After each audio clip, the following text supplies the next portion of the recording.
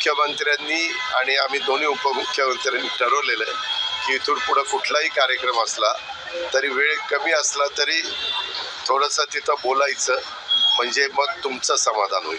आता लाडक्या बहिणीच्या वरतून विरोधक आरोप करतात आहेत की ही योजना हळूहळू बंद करण्याचा घाट जो आहे तो सत्ताधारी घालतात आहेत.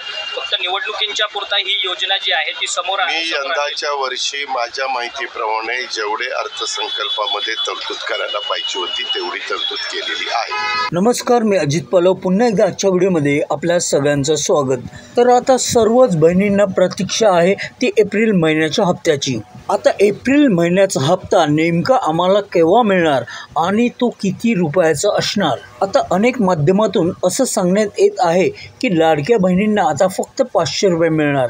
तर आता हा हप्ता 500 रुपये मिळणार की 1,500? कोणत्या बहिणी असणार पात्र आणि कोणत्या अपात्र? अशा अनेक चर्चांना उधाण आलं असतानाच काल जेव्हा उपमुख्यमंत्री अजितदादांना या संबंधी विचारलं असता या सर्व गोष्टींचं स्पष्टीकरण देताना लाडक्या बहिणींनी आता घाबरून जाऊ नये, अफवांवर विश्वास ठेवू नये असं सांगत सर्व गोष्टींचं स्पष्टीकरण इथे काल दिलेलं आहे.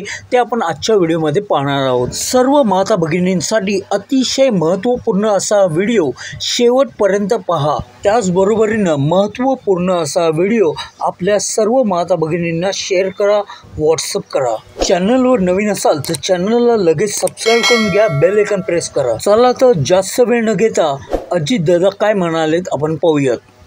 काही विरोधकांना काम धंदा नाही, ते काही आरोप करतात. प्रत्येकाला उत्तर द्यायला काही मोकळं नाही. तुम्हाला काय त्रास होतो?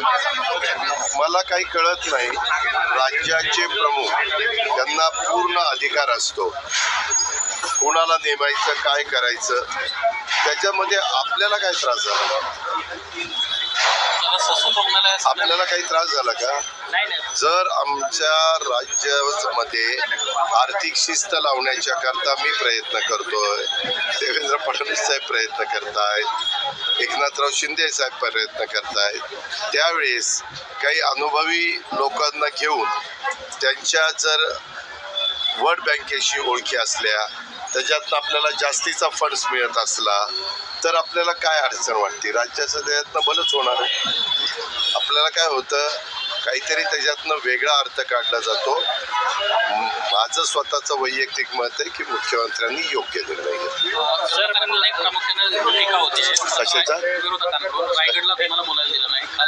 हे ऐका, हे इतके फालतूगिरी चाललेली आहे.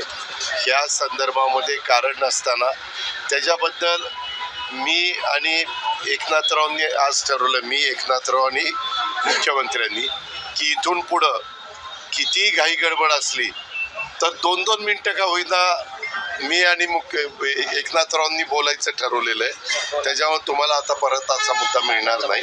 आम्ही आमच्या वेळेचं गणित बसून त्याबद्दलचा निर्णय घेत असतो आणि त्यामध्ये परवा राज्यपाल बोलले, आपले मुख्यमंत्री महोदय बोलले आणि तो कार्यक्रम संपला. पण आता तुम्हाला आमच्या दोघांची इतकी काळजी आहे मीडियाला की आम्हाला आश्चर्य वाटतं की एवढं आपल्याकडे लक्ष आहे. म्हणून मुख्यमंत्र्यांनी आणि आम्ही दोन्ही उपमुख्यमंत्र्यांनी ठरवलेलं आहे की इथून पुढे कुठलाही कार्यक्रम असला तरी वेळ कमी असला तरी थोडंसं तिथं बोलायचं, म्हणजे मग तुमचं समाधान होईल. आता लाडक्या बहिणीच्या वरतून विरोधक आरोप करतात आहेत की ही योजना हळूहळू बंद करण्याचा घाट जो आहे तो सत्ताधारी घालतात आहेत. फक्त निवडणुकींच्या पुरता ही योजना जी आहे ती समोर आहे. मी यंदाच्या वर्षी माझ्या माहितीप्रमाणे जेवढे अर्थसंकल्पामध्ये तरतूद करायला पाहिजे होती तेवढी तरतूद केलेली आहे. ज्यावेळेस असं काही घडेल त्यावेळेस तो प्रश्न विचारा. आता घडलंय का? नाही घडलं. आम्ही ती योजना चालू ठेवणार आहे, ते आम्ही सर्वांना सांगतोय आणि ते चालू ठेवले. शेतकरी योजनांचा लाभ क्लासले नावाचा एक निलंबित अधिकारी आहे जो रोज उठून वेगवेगळे गंभीर आरोप करताना पाहायला मिळतोय. त्याचं असंही म्हणणं होतं की वाल्मिक कराडचा एन्काउंटर करण्याचा. मला त्याच्याबद्दलचं काही माहित नाही. एक मिनिट, रिटायर झालेला, निलंबित झालाय का रिटायर झालाय? मग निलंबित झालेल्या एखाद्या अधिकाऱ्याचं कितपत सिरियसली घ्यायचं ते पत्रकार मित्रांनी पण ठरवावं. विरोधक नाही अंबादास दानवेंचं यामध्ये असं म्हणणं आहे की वाल्मिक कराड जेलमधला फोन करतायत आणि धमक्या घेतात. असे 3 असं कोण म्हणतं? अंबादास दानवे असं म्हणते, मला 3 लोक येऊन मग अंबादास दानवेंनी त्याच्या पद्धतीचं गृहमंत्री आपले स्वतः मुख्यमंत्री आहेत, काही कागदपत्र असतील तर ती द्यावी, त्याची चौकशी करू आणि कोण दोषी असेल त्याच्यावर कारवाई करू. खरं तर पण नमो शेतकरी योजना जी जे लाभार्थी आहेत महिलांना फक्त 500 रुपये दिले जाणार, त्याच्यावरतून विरोधक मात्र आक्रमक झालेत. म्हणतात की जिथे 1,500 रुपये देणार म्हणजे त्यांना नमो शेतकरी योजनेच्या अंतर्गत त्यांना 1,000 रुपये मिळतात आणि आता लाडकी बहीण योजनेकडून त्यांना फक्त 500 रुपये. हो का? अशी संख्या जी आहे ती 8 लाखांची. आमचं म्हणणं आहे की त्यामध्ये कुठल्या तरी एका योजनेचा लाभ घ्यावा. मग त्यांनी इकडची योजना जी आहे राज्य सरकारची ती 500ची केंद्राची ती त्यांना मिळेलच.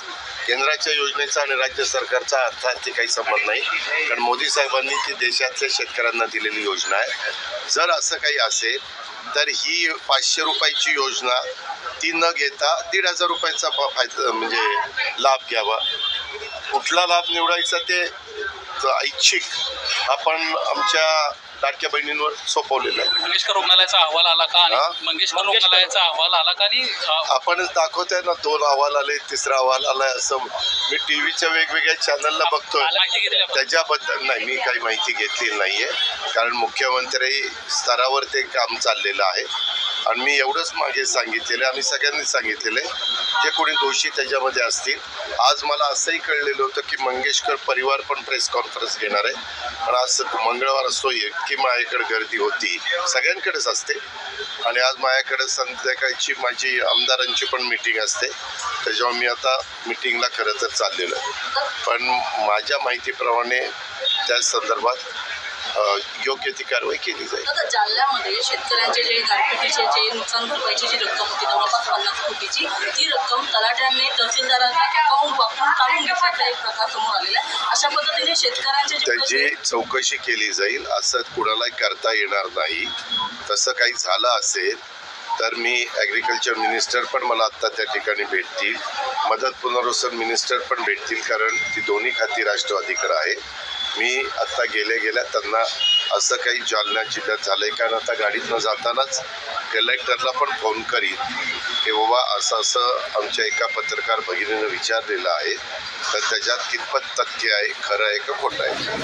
आणि जर खरं असेल तर पुढची कारवाई ही ताबडतोब करा. त्याच्यामध्ये पैसे विड्रॉ करून कुणाला दिलेत, काय दिलेत, एवढी मोठी रक्कम एकटा तलाठी हा त्या ठिकाणी गडबड करू, म्हणजे तो सगळे सिद्ध, म्हणजे पुढं आपल्याकडे पुरावे वगैरे सगळ्या आपल्या गोष्टी मिळतील आणि आम्ही कारवाई करू.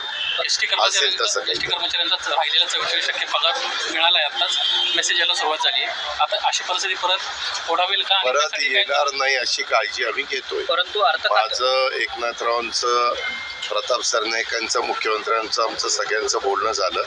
मी फायनान्सलाही सांगितलेलं आहे की आरडाओरडा करून नंतर देण्यापेक्षा ज्या त्या वेळेसच दिलं तर कारण नसताना सरकारची बदनामी होणार नाही असं मी सांगितलं. दादा, पण तुम्ही आणि शरद पवार सातत्यानं एकाच मंचावरती सातत्याने येतात, त्यामुळे तुला काय त्रास होतो?